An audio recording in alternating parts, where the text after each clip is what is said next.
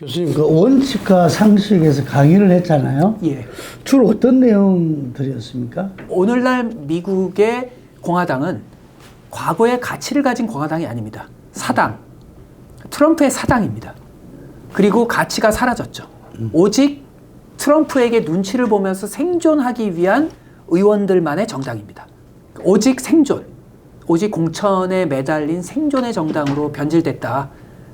미국의 공화당과 한국의 민주당과 국민의힘은 이거를 극복하자면 한국 정치의 미래가 없다.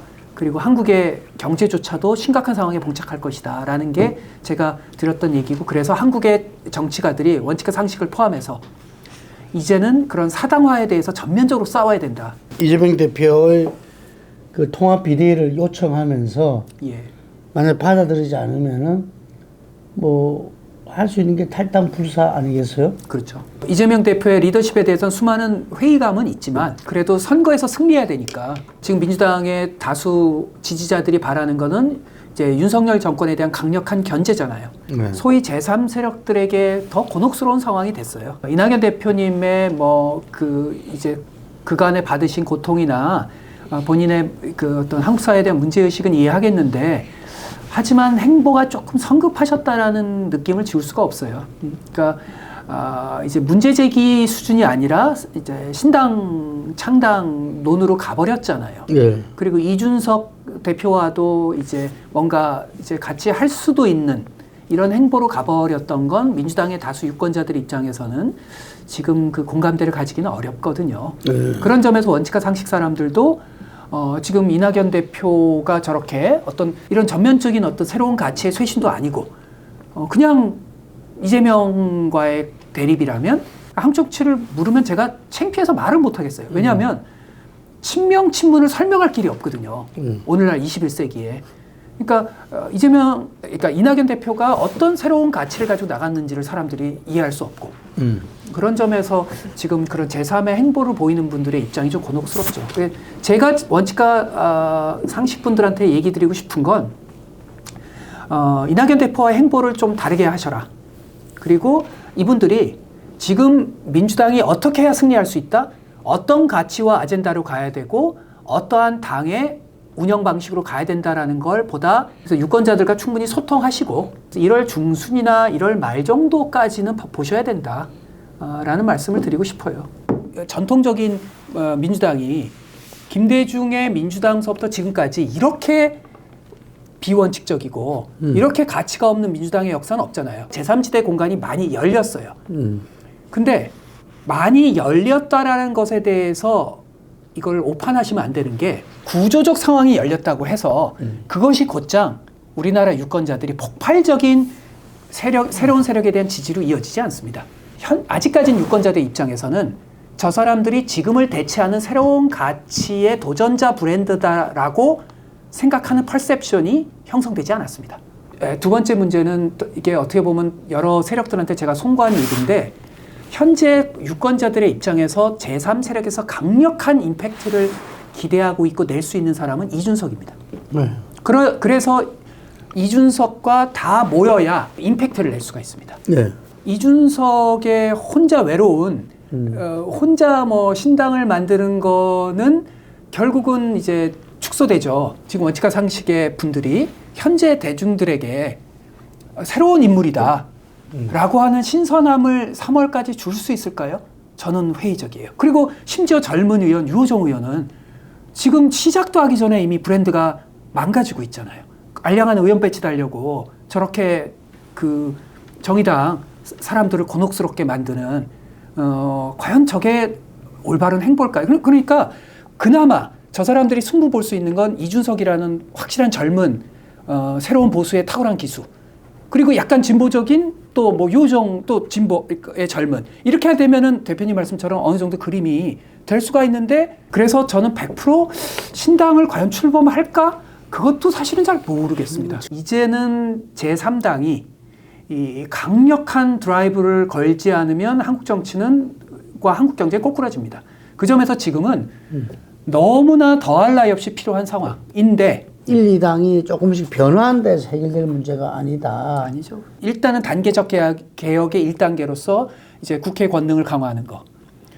그 다음에 이제 다당제 개혁, 최소한 대통령제를 하는 동안에는 의회 권능을 그 총리 선임을 이슈뿐 아니라 예산권이라든지 이런 데서 획기적인 변화. 그 다음에 마지막으로 대통령제가 유지가 된다면 저는 좀 논란의 소지가 있는 얘기인데요. 저는 원내 정당으로 어떻게든 바꿔야 된다고 생각합니다. 결국 첫 단추는 양당 사이에서 새로운 정당이 효능감을 보여줘야 되는 건데요. 과거 민주노동당이 무상급식 얘기했을 때 저 생생히 기억합니다. 민주당 사람들한테 이거 무조건 받아라. 이거는 과격한 게 아니다. 아이한테 밥 먹이는 게 무슨 좌파 아젠다냐. 그건 그냥 인간적인 아젠다다. 그러다가 민주당 사람들이 제 말은 별로 그 당시 안 들으셨고 나중에 결국 무상급식 수용했잖아요. 그러니까 민주노동당이 그 당시 빛났던 순간이 있었잖아요. 지금 세대 내의 불평등, 세대 간의 불평등, 문제에 대해서 뭐 참여소득이나 이런 걸 또 강력하게 드라이브를 건다면 그리고 지금 공수처 문제에 대해서도 새로운 법률적 그런 걸 한다면 효능감을 가지고 국민들이 인식이 바뀌죠. 근데 이게 계속 악순환 사이클인 게 새정치 내걸었는데 신뢰는 없어지고 그러니까 특권 내려놓기 식이 되는 거죠. 너무나 제가 뻔한 얘기지만 훌륭한 정치가 가치를 가진 정치가를 어떻게든 블록을 만들어서 이 사이클을 끊는 거죠. 아니 의정활동 1, 2, 3위들이 다음 공천이 항상 불안한 그러니까요. 지금 체제잖아요. 그러니까요. 제가 말씀드린 원내 정당과도 관련된 거죠. 왜 당대표 눈치를 봐야 되나요? 그러니까 당대표가 공천하는 거에 떨어야 되는 국회의원을 때리기가 유행처럼 됐는데 사실은 그분들도 굉장히 힘든 사람들이거든요. 네. 저보러 지금 당장 내년 선거에서 100% 너 떨어질 건데 과연 용기 있는 발언을 할 수 있을까? 쉽지 않죠. 원내 정당화 이런 세트들이 같이 바뀌어야 되는 건데 유럽식 정당을 만들어야 된다라는 그 노선은 한국 사회에서 작동하지 않습니다. 근데 그래서 결국은 원내 정당화에 대한 반대들이 많았죠. 결국 그 귀결이 지금 개딸 아닙니까? 자, 국힘 어떻습니까? 지금 비리 체제 앞으로 공관위, 선대위 뭐 이렇게 남았는데 국민이 바라는 혁신과 이 새로운 깃발 속에서 총선을 치룰 수 있을지. 원래 한국 보수는 아무리 뭐 한 집은 세 가족 같아도 선거가 다가오면 또 먼저 혁신의 수두를 두잖아요. 그런 거물들이 지금은 국민의힘 내엔 전 없는 것 같고 대통령 자체가 워낙 그 정치를 잘 모르고 아직까지 이 대통령에 대해 쓴소리할 수 있는 사람이 옆에 없고 그래서 과연 4월까지 그런 획기적 행보를 할 수 있을까? 글쎄요. 좀 회의적입니다. 김건희 특검에 대해서 당장 한동훈이나 원희룡 대표가 김건희 특검에 대해서 과연 어떤 행보를 보일까? 탄핵으로 생긴 그 불신, 트라우마. 이게 엄청난 것 같아요. 예. 국민의힘 둘 다 양쪽 다 그 트라우마가 지금 한국 정치의 악령처럼. 저도 비슷한 생각입니다. 그러니까 믿질 못하는 거죠. 서로가 당을 같이 하고 있어도 불안 속에서 자기가 당시에 박근혜 탄핵 때 특검 검사로서 지켜봤잖아요. 이야 정치인들이 이런 거구나. 하루아침에 자기 공천 준 대통령의 탄핵에 찬동하는. 근데 자기가 이제 그 위치가 됐어요. 대통령이라는 위치가 됐기 때문에. 근데 과연 그 불신을 벽을 넘어설 수 있을까? 그게 쉽지 않을 것 같습니다. 그다음 민주당은요. 이재명 대표 이야기를 떠나서 586에 대한 어떤 내년 총선을 앞두고 선을 꺼야 되는 거 아니냐. 586, 86 세대들. 이제 586 체제는 무너져야 됩니다. 지금의 뉴노멀, 미중 간의 소위 말하는 신냉전과 기후 협력의 그 어려운 국면, 그 다음에 기후 파국이 다가오고 있고, 그 다음에 국내적으로도 복합 불평등의 확산. 이건요, 저희가 청년 시절서부터 지금까지 살아오면서 한 번도 경험해보지 못한 전례 없는 현상이거든요. 저 같은 586의 옛날 패러다임을 가지고 한국 현재의 불평등을 이해할 수가 없거든요. 저 다음 세대에서 새로운 패러다임을 제시하는 사람이 있으면 저 물러나겠습니다. 지금 586이 가져야 될 자세는 그거이죠.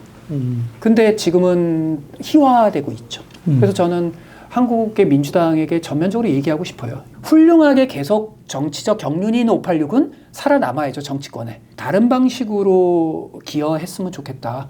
그리고 원칙과 상식도 그분들의 진심은 알겠는데 거기도 다 586 아닌가요? 그렇죠. 그러면 거기도 어떻게든 새로운 세대가 주도하면서 자기네들이 서포트하는 모양을 만들어 나갔으면 좋겠어요. 그렇지 못하면 국민들이 그 진정성을 믿을 수 있을까요? 자, 내년 총선 우리 교수님이 볼 때는 윤석열 정부 중간 평가인데 최대 이슈는 뭐가 되리라 보십니까? 대통령의 자의적인 통치.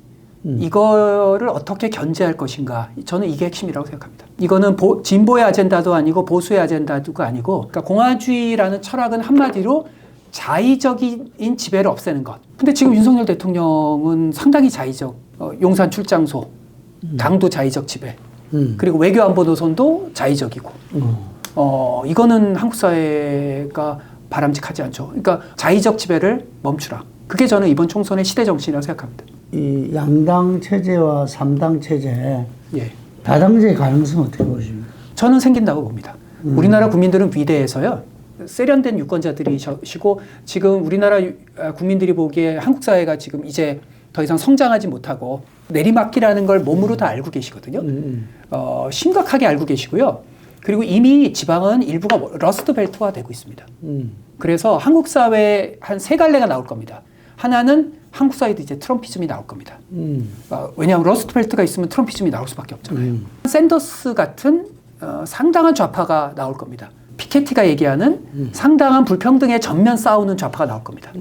한국 사회에서 자유주의적인 중도주의자들이 실종됐습니다. 금태섭 의원 같은 경우가 사실은 자유주의적 중도주의자입니다. 건전한. 근데 민주당이 포용을 못했잖아요. 그래서 저는 지금의 거대한 공백이 생겼다. 총선 때까지는 활용 못해도 총선 이후에는 국민들이 어떻게든 이둘 중에 누구를 밀어 올릴 겁니다. 그러니까 자유주의적 중도를 밀어 올리고 그 다음에 좀 더 한국 사회를 좌파, 과거 노회찬이 했던 로 가는 걸 올리는 선택을 해주셨으면 참 좋겠는데 그걸 만들어 가야죠. 총선 이후에.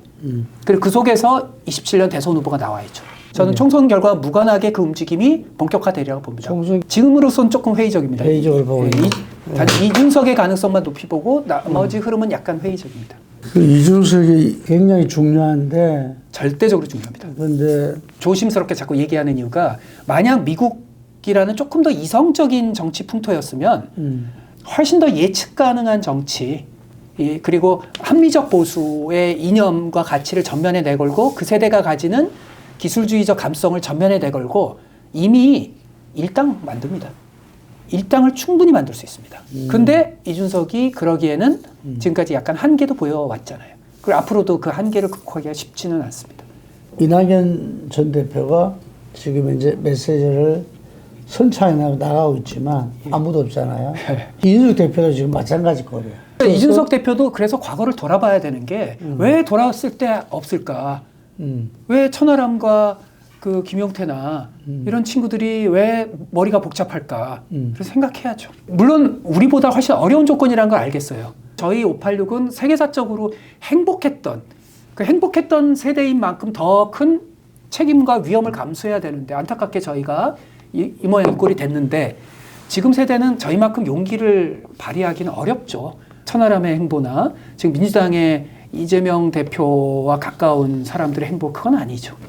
미국을 중심으로 해서 세계 정세에 대해서 많은 진단과 분석을 들었고요. 교수님이 회의적으로 보는 제3당, 제3세력이 기운차게 나갈 때 한국 정치에 여러 가지 변화가 오지 않을까 싶고 다시 한 번 더 응원합니다. 오늘 여기까지 하겠습니다. 감사합니다. 예, 감사합니다.